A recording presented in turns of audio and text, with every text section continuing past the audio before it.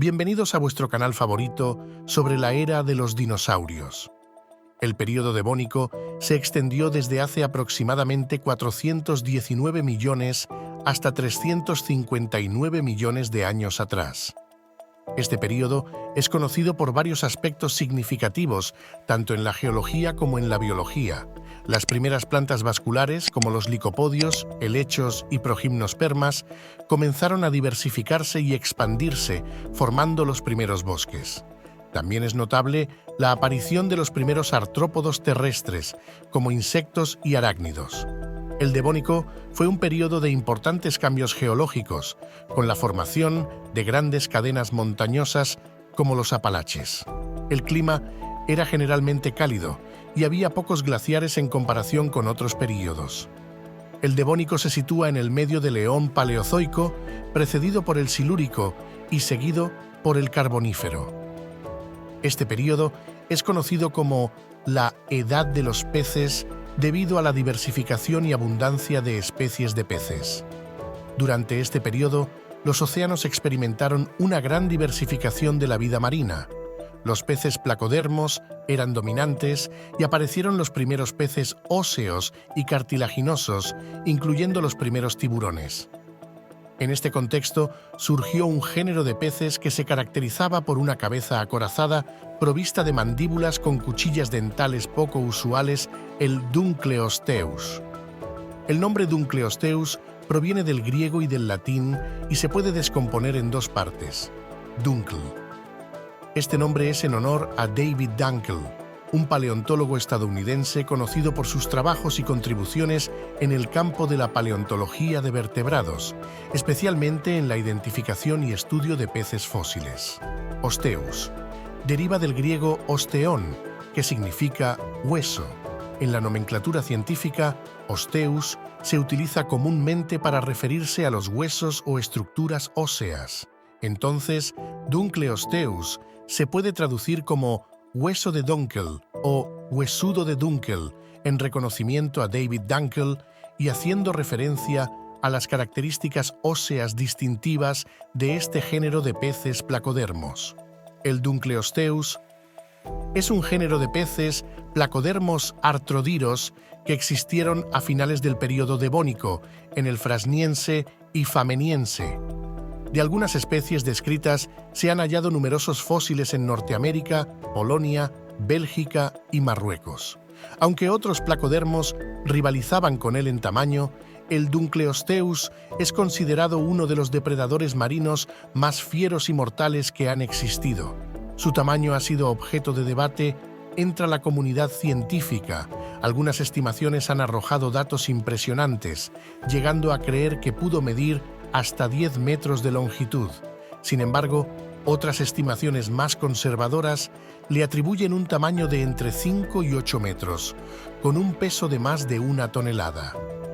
En lo que sí parece que hay unanimidad es que este cazador estuvo en la cima de la cadena alimentaria de su ambiente y, probablemente, depredaba toda clase de fauna.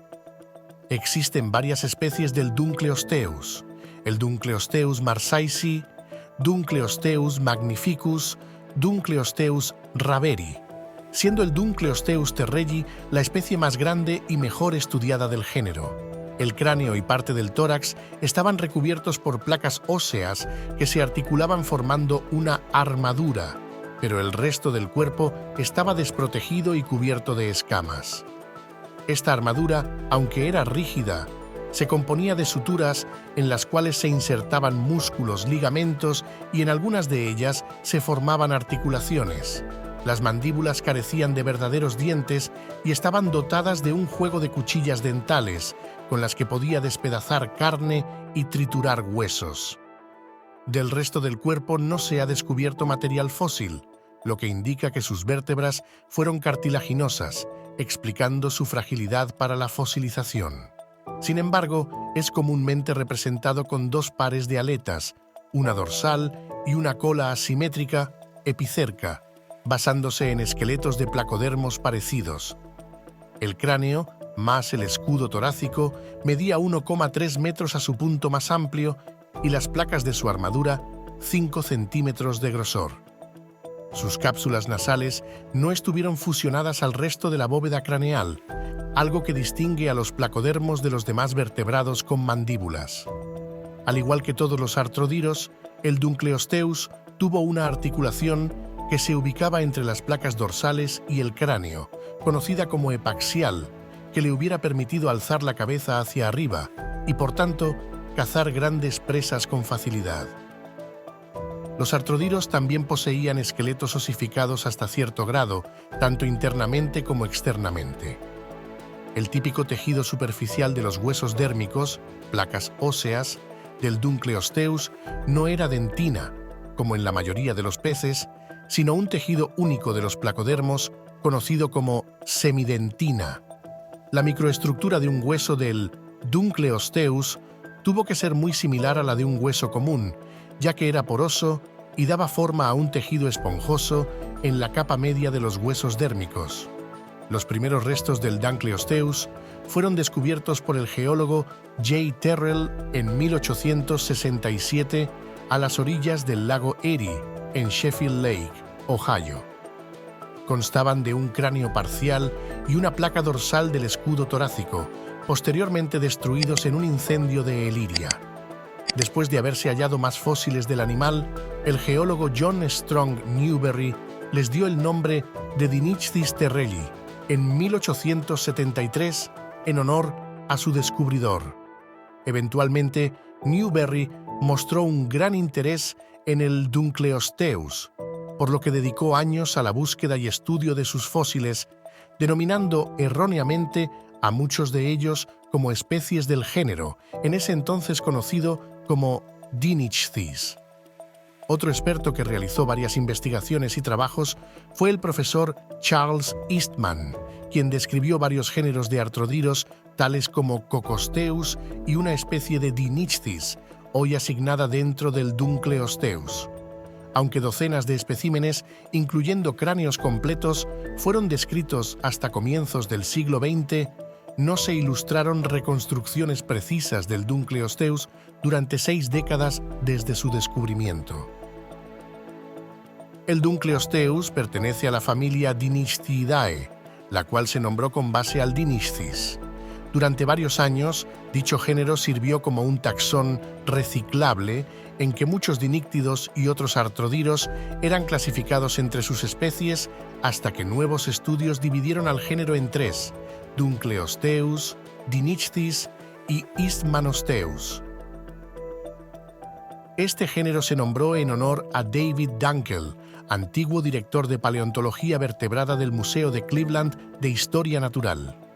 Existen al menos 10 especies diferentes del Dunkleosteus, descritas hasta el momento.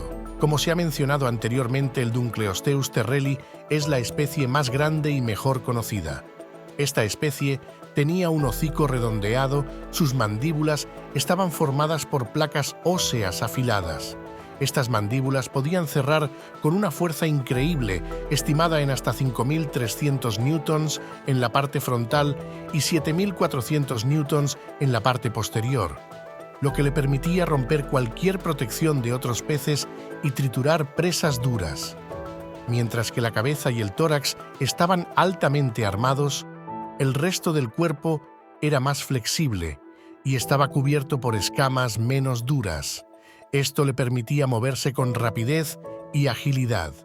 El Dunkleosteus terrelli era uno de los principales depredadores en su ecosistema, cazando otros peces grandes y posiblemente algunos de los primeros tiburones. Sus adaptaciones para la caza incluían una capacidad de succión para atrapar presas y mandíbulas que podían abrirse rápidamente. Los fósiles del Dunkleosteus terrelli se han encontrado principalmente en América del Norte, en formaciones geológicas que datan del Devónico tardío. Estos fósiles a menudo incluyen las placas óseas de la cabeza y las mandíbulas, que son las partes más duraderas del esqueleto. Los estratos que han preservado al Dunkleosteus datan del Devónico superior, del Frasniense tardío al Fameniense tardío, por lo que existió durante aproximadamente 20 millones de años. El rango geográfico de Dunkleosteus terrelli está limitado exclusivamente a Norteamérica. Algunos fósiles del cráneo y escudo torácico demuestran que el Dunkleosteus presentaba tendencias caníbales, ya que presentan mordidas que coinciden con su misma dentadura y que posteriormente no se curaron. Es frecuente encontrar fósiles del Dunkleosteus junto a huesos semidigeridos y poco masticados de otros peces, de los que se especula que rutinariamente los vomitaba en vez de digerirlos. A partir de varios especímenes, se desarrolló un modelo en computadora con el que se comprobó que el Dunkleosteus poseía una mordida realmente poderosa, que fue quizás la más mortífera de todos los peces y que solo sobrepasan grandes cocodrilos y dinosaurios. Los fósiles más comunes del Dunkleosteus son las placas de su armadura, y muchas de estas suelen provenir de individuos juveniles o semiadultos, algo que ha permitido análisis y estudios sobre su crecimiento. Al compararse esqueletos parciales de dos especímenes, uno adulto y otro juvenil, se pudo notar que en el cráneo del individuo más pequeño ciertas cavidades eran distintas, lo cual indica que al crecer las placas se iban fusionando, algo interpretado como un rasgo ontogenético. El Dunkleosteus coexistió con tiburones, acantodios, artrópodos, moluscos y otros placodermos a los cuales cazaba. Es muy probable que este depredador se encontrase en la cima de la cadena trófica de su ecosistema, pasando a ser denominado superpredador. En Norteamérica, algunos de sus fósiles se han excavado en pizarras de Pensilvania y Nueva York, en las que es habitual encontrar depósitos de aguas costeras, ríos, estuarios y del antiguo delta de Catskill, aunque, como muchos artrodiros, es más común hallarlos en pizarras oscuras, cuyos sedimentos depositan un antiguo mar estancado y relativamente profundo conocido como Kaskaskia, que se extendía por las costas del suroeste de Euramérica. Esto señala que el Dunkleosteus habitó en zonas fóticas, ya que las profundidades de este mar eran anóxicas debido a su estancamiento. Aunque las poblaciones de las diferentes especies del Dunkleosteus abundaban en estos ecosistemas, los hallazgos en Europa y Marruecos demuestran que su distribución fue en general mucho mayor y que debió recorrer todo el continente de Euramérica, llegando incluso a las costas de Gondwana.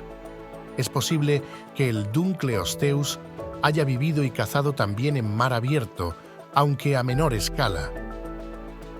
Nuevos estudios han revelado varios rasgos tanto en su alimentación y biomecánica como en su ecología y fisiología.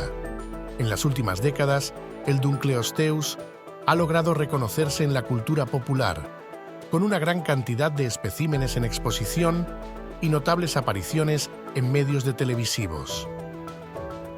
Y hasta aquí el vídeo de hoy. Espero que os haya gustado. No te olvides de apoyar el canal para que pueda seguir trayendo más contenido. Da un like, suscríbete y deja tu opinión en la caja de comentarios. Hasta la próxima.